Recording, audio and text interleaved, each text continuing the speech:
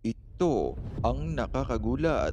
Tila naging world record nga ang ginawang pag-impeach sa Kongreso sa Vice President na si Sara Duterte sa loob lamang ng isang araw na maitatalang kauna-unahang pangyayari sa kasaysayan ng ating bansa. Subalit ito'y dahil na rin sa milyon-milyong suhol ni Tampaluslos kaya't nagmamadaling pumirma ang mga buwaya sa Kamara. Ayon pa nga sa kumakalat na balita ay binigyan umano ng 150 million pesos ang bawat kongresistang pumirma sa naturang impeachment laban kay VP Sara Duterte kaya't sa loob pa lamang ng isang araw ay nakamit na agad nitong si Tambaloslos ang kanilang plano na mapatasik sa pwesto ang Vice Presidente. Subalit tila nadismaya nga ang mga buwayang kongresista matapos na ipagpaliban ng Senado ang Articles of Impeachment laban kay VP Sara. Ito'y matapos na mag-adjourn ng sesyon ang Senado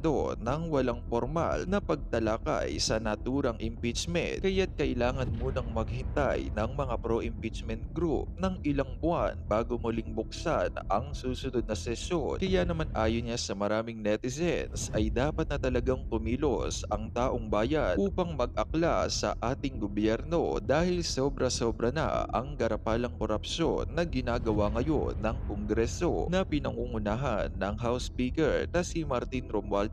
Kaya naman dahil nga sa naturang pangyayari ay umani nga ito ng samut-saring reaksyon mula sa mga netizens at ayon nga sa kanila, big yes, people power na, hindi sila titigil hanggat nasa pwesto sila, hindi sila titigil ng pagnanakaw, uubusin ang kaban ng bayan. Dapat na talaga tayong kumilos bago pang malugmok ang bansa natin. People power is a must. People's power ang kailangan para maputol na ang mga korupsyon sa administrasyon ni Bangag. At narito, panoorin pa natin ang buong video. 150 million ang binayad sa mga tiwaling kongresista para pumirma sa articles of impeachment o para nga i-impeach si Inday Sara sa House of Representatives. Imagine nyo, 205 ba silang pumirma? Yeah, more or less, di ba? 205 katao, ay kademonyo pala, 205 kademonyo, hindi katao. 205 kademonyo ang pumirma para i-impeach o in-impeach na nga si Inday Sara kapalit ng 150 million each. Kung sabi ko nga, kung lalawakan ninyo ang inyong mga pangunawa, nasa public tayo palangga, kaya ito lang muna yung boses ko.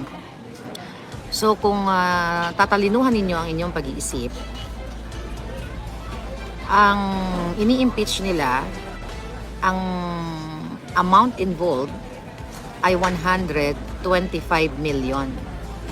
Nakita nyo 125 million ang kanilang ibinibintang kay Vice President Inday Sara para kasakatarungan, para bigyan daw ng katarungan, ng hustisya ang mamamayang Pilipino. Pero napakabobo naman yata ng Pilipino sa mathematics kung papayagan magwagi itong mga hinayupak na ito. Imagine niyo, duffels, and duffels of bags, mga palangga. According to our puting ahas, to our source, at nagkalat naman na yan lang ngayon sa social media, ang pinamigay, cold cash, galing sa kaban ng bayan. 125 million versus 150 million each times 205, kung 205 na mga kongresista. So you do the math. How many billions of money ang ibinayad ninyo? Pera ng taong bayan ang isinuhol sa mga tiwaling mga NPA, mga kaliwa, mga kawatan. Okay? Para tanggalin ang isang vice president na binoto ng taong bayan.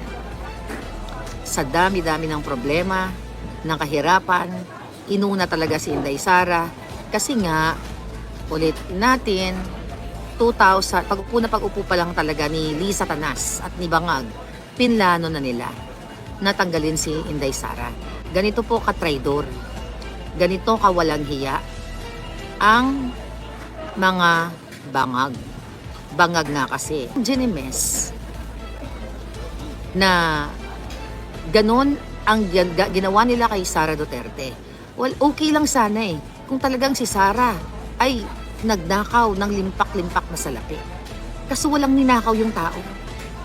At live ako bakla. Okay? Ano ba tayo? Ito 40. It's like 10 minutes. Okay?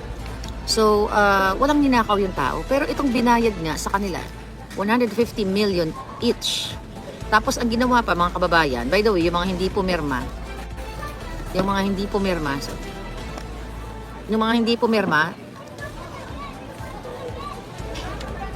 tinanggalan sila ng budget para sa kanilang mga distrito. Pag nagkaroon tayo ng time, andun yata, bakling, andyan siya, oh.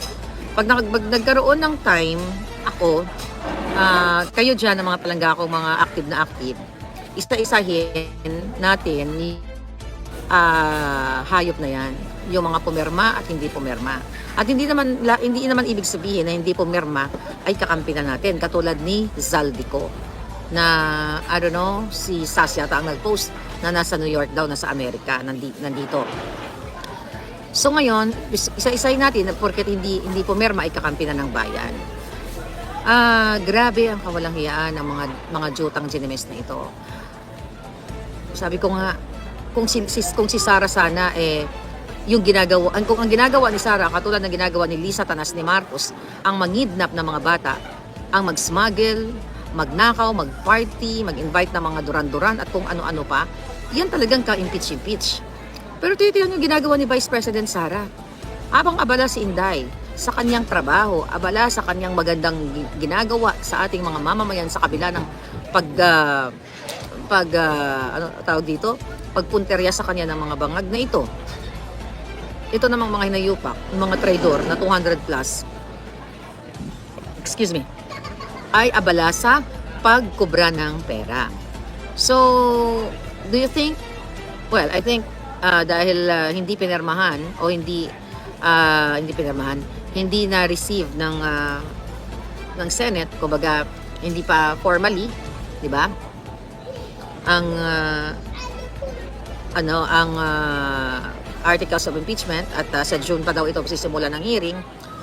Pero sabi ko nga, mga palangga, alam ko yung iba sa inyo nalulungkot. Ako din naman nalulungkot eh. Okay, nalulungkot din ako, pero konting kembot na lang to. Malay nyo. 'Di ba? Kasi sa ginagawa nila, malay nyo, may biglang magpakdol sa ulo ni Bangag. Malay mo, may biglang, hindi nyo masabi ang panahon. Hindi nyo masabi ang pagkakataon. Kasi hindi nyo hawak lahat ng mga bangag. Yang si Charis na yan, buwaka ng inang yan, yung pamilya ni Bangag na mga adictos benedictos, lahat ng ninakaw nilang pera, ipapasukan natin sa kanila. Hanggang sa lumuwa na ang kanilang mga kalimutaw. Okay? Ipapaluwa natin sa mga jutang ginimes na yan, ang ginagawa nilang pambababoy sa Pilipino. Dahil ang pambababoy nila kay Sara Duterte ay pambababoy sa lahat ng Pilipino. Dahil sa panahon ngayon, walang matinong proyekto si Bangag. Pinagkakaabalahan ang pagpupolitika, paggigipit, paghihigante na hindi naman dapat higantihan ang mga Duterte. Dahil wala namang kasalanan ang mga Duterte sa mga Marcos.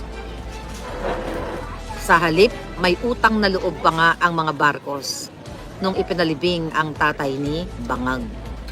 May utang na loob ang mga Bangag sa mga Duterte nung nakipagtandem si Inday Sara. Walang ginawang masama ang mga Duterte sa mga demonyong ito. Kaya talagang hahagupitin sila. Hahagupitin sila ng karma. Kang gaba, dili gyud magsaba. So abangan ninyo.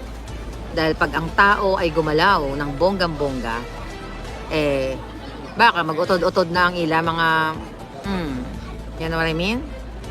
Baka magurgur na sila ng tuluyan sa kanilang ini-enjoy na perang ninakaw nila. Alright? So, yun ang nakikita natin. Ang saya-saya ng Pasko nila, sabi ni Vox. Oh yeah. Oo nga. Pasko in Christmas in February, di ba? Again, mga kababayan,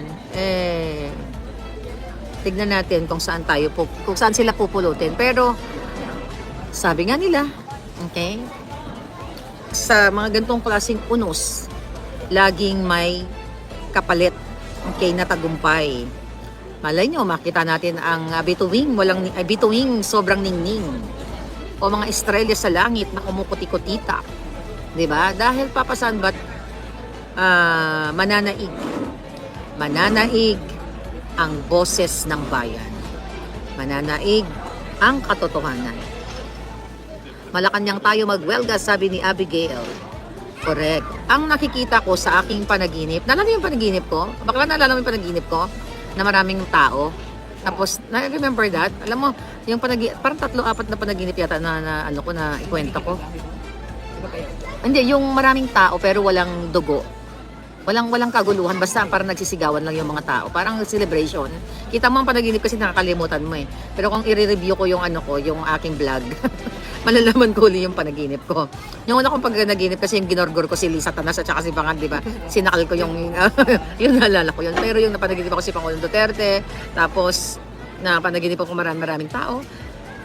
Wag din po kayong malungkot, okay? Nakakalungkot kahapon, pero believe me, darating ang panahon very soon na ang agila ay magbibigay ng tapang at lakas. Aawit ang mga ibon at tayo, nasa atin ang huling halakhak, ika nga. Lahat po ng nangyayaring ito kailangan mangyari. Naniniwala ka ba doon? Itong nangyayari ngayon, kailangan ito mangyari para mas lalong mag-alab ang damdamin at puso ninyo. Kasi kung walang magti-trigger, di ba? Sa lahat naman ng ng let's say for example, ilan tulad natin kasi nasa labas tayo, hindi ako makapagsigaw ng malakas. I still have 5 minutes. Kasi sa buhay ng tao, kapag sobrang naghihirap ka ngayon, nagsusumikap ka, double job ka, or pagod na pagod ka, at hirap na hirap ka, ang dami mong problema, mga eksena sa buhay, hindi ka naman forever naghihirap eh. Di ba? Kasi bukas, isa ka ng bonggang-bongga, isa ka ng matagumpay, isa ka ng tanyag na mga awit. No, what I'm trying to say is, mga palangga, hindi ito forever. Etong nangyayari nilang panggigipit, yung ginagawa nilang panghaharas sa ating lahat, kay Inday Sara, hindi ito magtatagal. At doon sa mga nabigyan ng 150 million each para i-impeach Inday Sara, asahan ninyo, may lalabas at lalabas dyan na kung hindi picture or video, meron yan. Yan ang hihintay natin. At marami pang mga, February, March, April, May, 3 months. Marami pang malaking pagbabago. Diba? Babaliktad pa ang mga baraha at lalabas ang mga alas at papanig sa taong bayan. Right? So, kailangan nyo lang tibayan ang inyong dibdib. Huwag kayo masyadong magpakalungkot. Pero enjoy nyo lang ang life ninyo sa pakikipaglaban sa social media. Huwag nyong tigilan ang mga bangag. Post lang ng post, share lang ng share, comment lang ng comment, iparamdam nyo sa kanila na nasa atin ang majoriting boses ng katotohanan.